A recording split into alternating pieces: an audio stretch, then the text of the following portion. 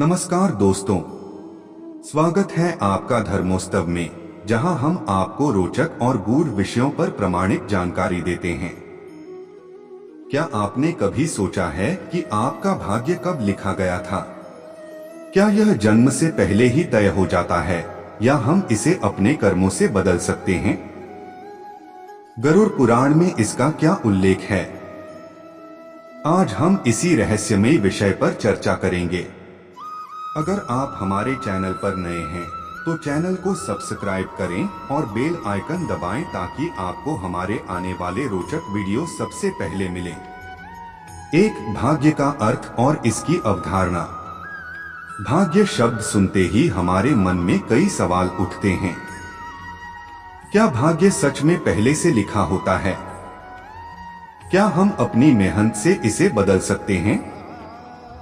गरुड़ पुराण के अनुसार भाग्य केवल कोई लिखित लेख नहीं है, बल्कि यह हमारे पूर्वजन्म और वर्तमान जीवन के कर्मों का फल होता है। धार्मिक ग्रंथों के अनुसार भाग्य 3 प्रकार का होता है।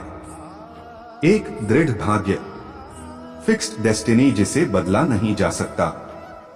2, अदृढ़ भाग्य, फ्लेक्सिबल डेस्टिनी जिसे शुभ कर्मों द्वारा बदला जा सकता है।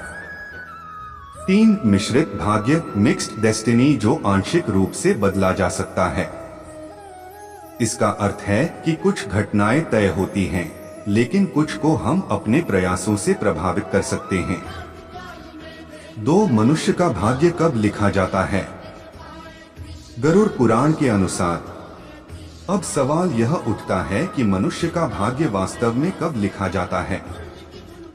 गरुड़ पुराण में बताया गया है कि जब आत्मा यमलोक जाती है तब चित्रगुप्त उसके सभी कर्मों का लेखा जोखा तैयार करते हैं।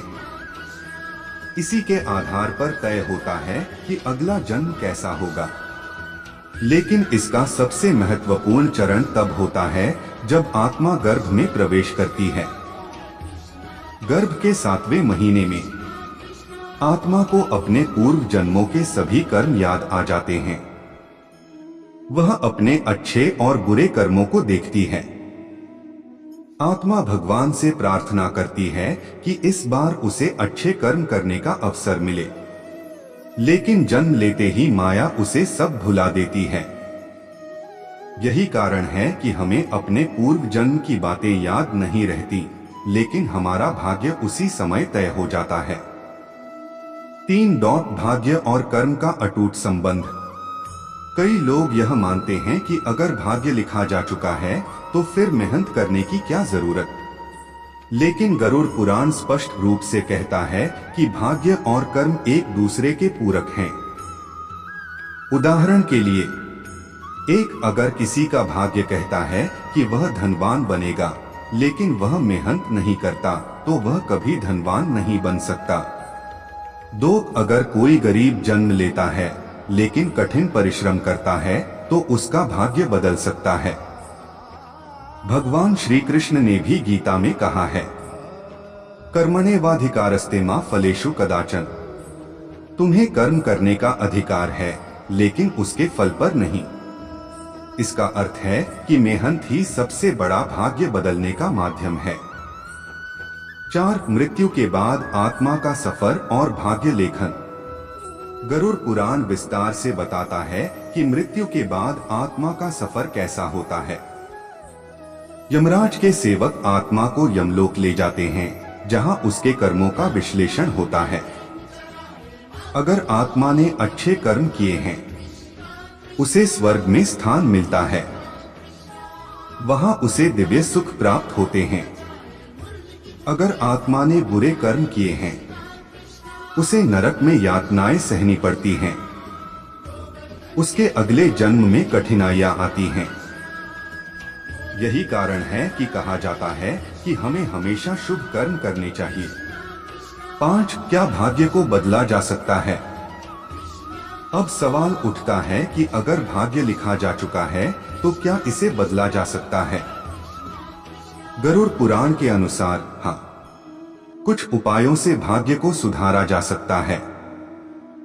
भाग्य सुधारने के उपाय: 1, भगवान की भक्ति और ध्यान। 2, दान पुण्य और सेवा कार्य। 3 गायत्री मंत्र और महामृत्युंजय मंत्र का जाप। 4 संतों और विद्वानों का सान्निध्य। 5 सत्य, अहिंसा और धर्म का पालन। अगर हम इन उपायों को अपनाते हैं तो निश्चित रूप से हम अपने भाग्य को बेहतर बना सकते हैं। 6 निष्कर्ष और संदेश। तो दोस्तों, गरुड़ पुराण हमें यह सिखाता है कि हमारा भाग्य हमारे कर्मों से बनता और बदलता है। इसलिए हमें अपने कर्मों पर ध्यान देना चाहिए, अच्छे कार्य करने चाहिए और हमेशा सकारात्मक सोचना चाहिए, क्योंकि जैसा हम करेंगे वैसा ही हमें मिलेगा। अगर आपको यह वीडियो पसंद आया हो तो इसे लाइक और शेयर जरूर करें। क्या आपको लगता है कि भाग्य को बदला जा सकता है? हमें कमेंट में बताइए। और हाँ, ऐसे ही और रोचक तथ्यों के लिए धर्मोस्तव चैनल को सब्सक्राइब करना न भूलें। मिलते हैं अगले वीडियो में, तब तक के लिए जय श्री हरि।